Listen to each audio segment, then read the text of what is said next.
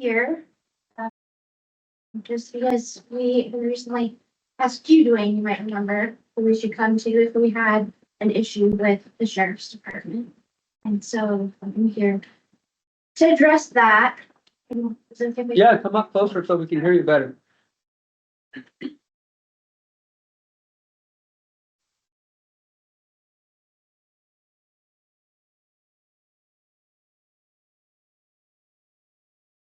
All right. I'm asking you to just bear with me. I have a written statement to share some of our experience. I have to read it. This is full of a lot of our personal family history. So if you can just hang in there for a minute.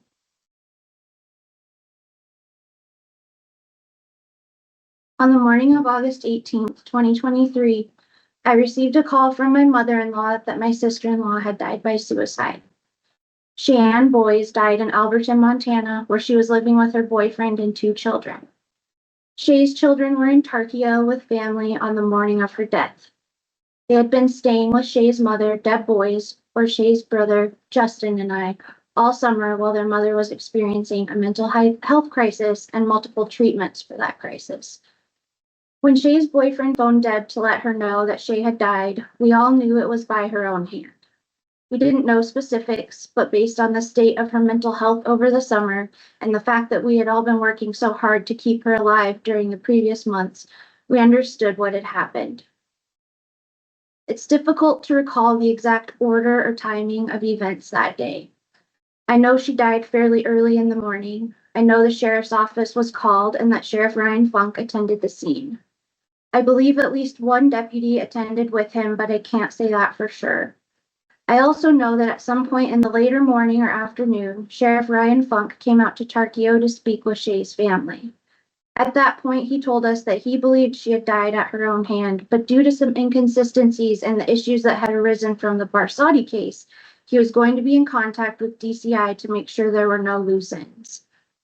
At some point in the late morning or even later in the afternoon, the sheriff or one of his deputies also collected evidence from Shay's boyfriend, despite it being hours after the incident and away from the crime scene.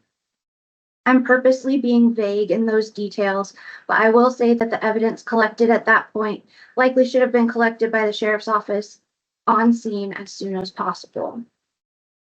Shay died on a Friday, and on Sunday, we needed to go into Shay's house to gather some of our nephew's things for the start of the school year that following week. Justin called the sheriff's office and was informed that the scene had been released, so it was fine to enter the property. On Tuesday or Wednesday of that week, when people returned to the house to gather more belongings, it was taped off as a crime scene again.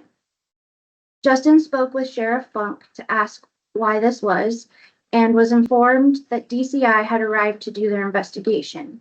Apparently, despite knowing on Friday that DCI would be investigating, Sheriff Funke had released the crime scene by Sunday. Between Sunday and when DCI returned, multiple people were in and out of the house, unknowingly disturbing the scene. From there, the investigation was turned over completely to DCI. For over 2.5 years, the case has remained open. We have learned that some of the inconsistencies Sheriff Funke spoke of were not actual inconsistencies. It was that Shay's boyfriend reported something, Sheriff Funke looked for evidence to support his statement and didn't find it.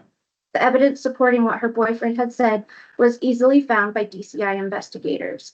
Missing that primary evidence created extra hurdles, confusion, and more questions that DCI had to work to try to answer.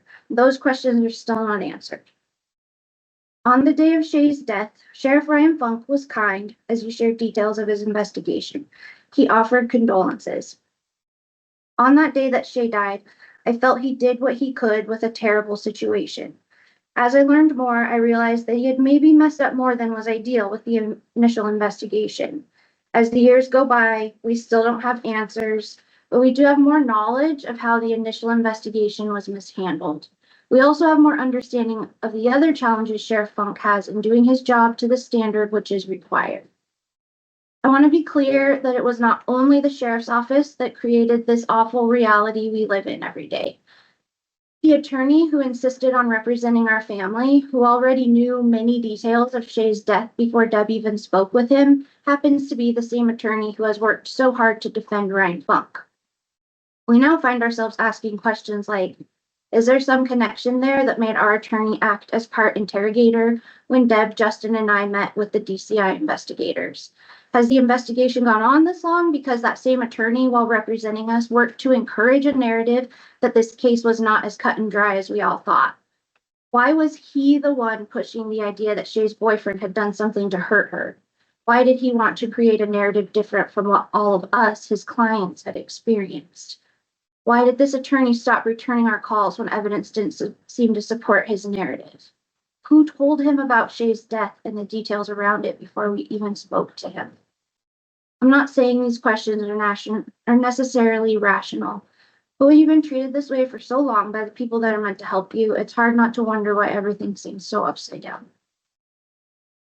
Given all that background and how our lives have been impacted by the lack of investigative skills of the current Monroe County Sheriff's Office, I'm sure anyone could understand why we were interested to learn of a sheriff's candidate with years of experience as an investigator. We met that candidate and learned more about him and his potential undersheriff's experience, in which they have both worked thousands of violent felony crimes, including those that look like Shay's death. So Heather, just stop for a moment because it's been a while. I don't want to rob other people of their time. Anybody else, is it okay if she continues or somebody else want to speak? Because I don't want all the time to be to one person. Okay, then you can, I want to make sure you have time. Just 1 second, I'm sorry. So it sounds like it's an election. No, it's not. No. Well, It's- I'm just, It is not. hold on. No. I'm just asking Roman, because there are some.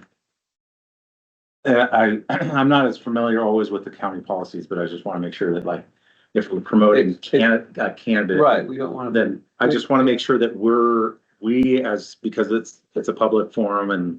Our well, public comment, yeah, basically have things that we have oversight over, which the sheriff's office we do, but we don't want it to be that you're pitching for a candidate. We wouldn't, want to remain neutral in the Yeah, courthouse. So yeah, that's part of our Yeah. goal. So it's nothing Okay. that way. I just want to make sure that we are It's as just neutral as possible. It's just important context for some of the issues that we've been having with the sheriff's. Okay, so if you have something written down that sounds like it's kind of political, then maybe omit that. Yep. You can continue.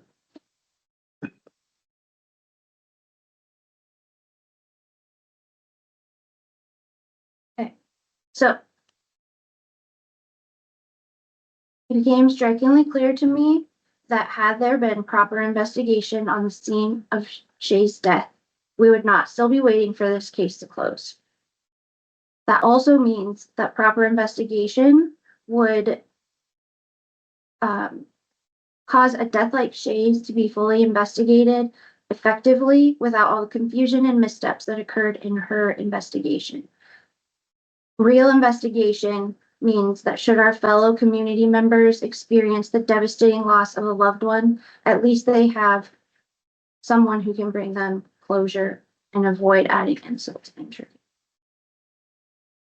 I wish it wasn't true that our community is one with a history of violence and tragic unexpected deaths. Having grown up in Monroe County and experiencing so many of these losses, I often feel a dark cloud hanging over us. In some of those cases, justice has been served, and in other cases, it hasn't. I do believe that justice has to be the light that pushes through the dark cloud, and it's hard to have justice with unreliable investigations, testimony, or falsifications. So, this is where I bring up the candidate, but our family did choose to support Ben Banks as a candidate for sheriff for all the reasons that I've explained, and it came from my intense hope that he will do a job well and other families won't have to experience what we have. However, it's not been easy to share this truth of why our family supports Ben Banks for sheriff, so we took a different path. Yeah, try not to use names politically. You got it.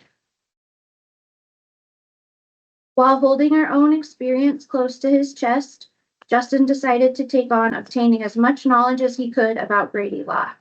He started talking to people in the community about Brady law and helping them to understand it better. He offered information on how Ryan Funke's potential Brady issues could negatively impact the justice system of Monroe County. And then we started showing support for another sheriff candidate. Within a week, we had deputies patrolling our farm on duty and off duty, looking for pigs that had slipped the fence.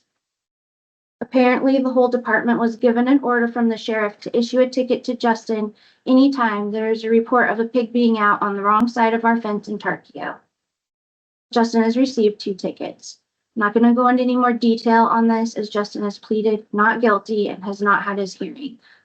Since it's an open case, I'll leave it there.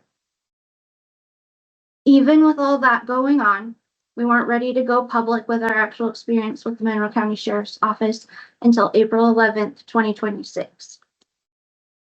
Justin is going to be emailing you screenshots of the discussion that took place that day between Under Sheriff Wayne Cashman, Justin, and myself.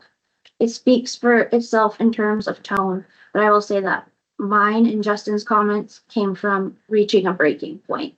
After all that has happened and all that I've just laid out, the undersheriff used Shay's death to try to deal a blow to a political opponent and erase the truth about how poorly the investigation was handled from day one. It's difficult to rehash this. I know there are details I may not have perfectly right because trauma of this sort does that to a person's memory. Waiting this long for closure muddles things as well. I erred on the side of less detail so as not to exploit the death of our loved one or to cause more pain for any of our family members. It's hard to be vulnerable with the entire county and share this incredible personal and awful experience. I'm doing it because it's important. I'm doing it because Wayne Cashman inexcusably tried to use Shay as a political pawn by blaming DCI, the county attorney, and a political opponent for Shay's case not being closed. Because DCI still has the case, it's our understanding that it has not been seen by the county attorney's office yet, and the political opponent was never assigned Shay's case during his tenure at DCI. I'm sharing this today because we all deserve better from our sheriff and undersheriff, and the lack of accountability causes too much pain for those in our community who have had any type of experience similar to ours. As much as I am consumed by feelings of grief, frustration, and anger over Shay's death and the events that have unfolded since then, I'm even more filled with love and compassion for my community, this county I grew up in, and the people I've always wanted better for. We have to do better as a community to take care of each other, especially in our worst moments. My ask of anyone hearing this is to be respectful of our family in regards to sharing our experience. I would have gone on forever without sharing it, had the sheriff and undersheriff found ways to be respectful or at the very least left us alone. The very last thing I want to do is exploit Shay's death, her and our children's pain, her mother's pain, or her brother's pain. If you knew Shay and this is news to you, I sincerely apologize. As a family, we made the choice some time ago to wait to talk about Shay's death in more detail until the investigation was closed. We made the decision when we thought answers would come more quickly.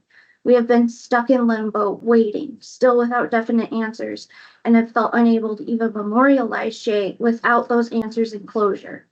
Whether or not you knew Shay, please remember her, and please expect more from the people that are meant to help bring us justice and peace. So Heather, the case is still open?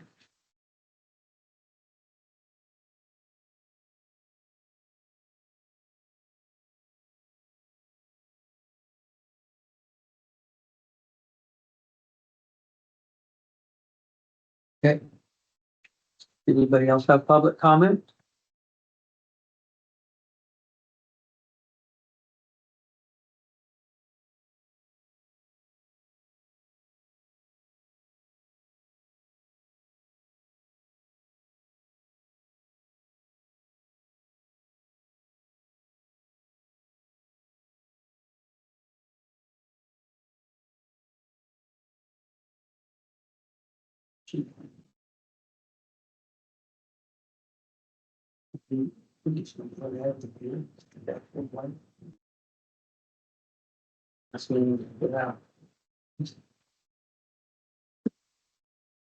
Looks like no more. Nobody else had any comment? We'll adjourn for lunch.